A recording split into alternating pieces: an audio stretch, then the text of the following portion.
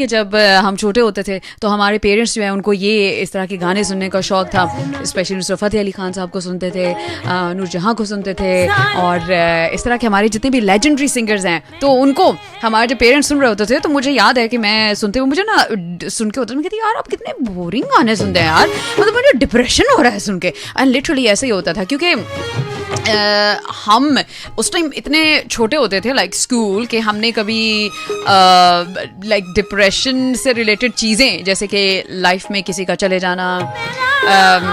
ज़िंदगी में बहुत सारे ऐसे लोगों का मिलना जिन्होंने आपका ट्रस्ट तोड़ा हो, लाइफ के ऐसे ऐसे एक्सपीरियंसेस से गुजरना जहाँ से हमारे पेरेंट्स गुजर चुके होते हैं। और डेफिनेटली हमारे पेरेंट्स जो होते हैं वो इन सब चीज़ों से बहुत डेप्थ में जो गुजर चुके होते हैं एंड बहुत दफ़ा वो हमारी वजह से कॉम्प्रोमाइज़ कर रहे होते हैं लाइक फॉर देयर चिल्ड्रन। तो मैं उस टाइम सोचती हूँ कि हम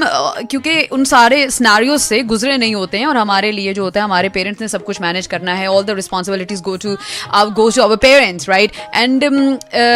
तब हम इन गानों से रिलेट नहीं कर पाते एंड हमें लगता है यार क्या बोरिंग गाने हैं यार, ना हमें वो शायरी समझ में आती है, ना कोई हमारा दिल टूटा होता है, ज़्यादा से ज़्यादा यार वो खिलौना पसंद आया तो जो हम ले नहीं सके, लाइक ऐसी ज़िंदगी होती है। और जैसे जैसे हम बड़े हो जाते हैं और फिर अब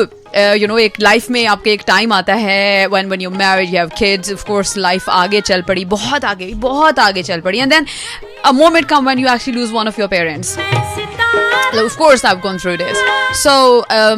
that's the moment when you actually listen to these songs and you can relate. And surprisingly आपको ये गाने अच्छे लगने लगते हैं और कहीं ना कहीं आपके पेरेंट्स की यादें बसी होती हैं इन गानों में। एंड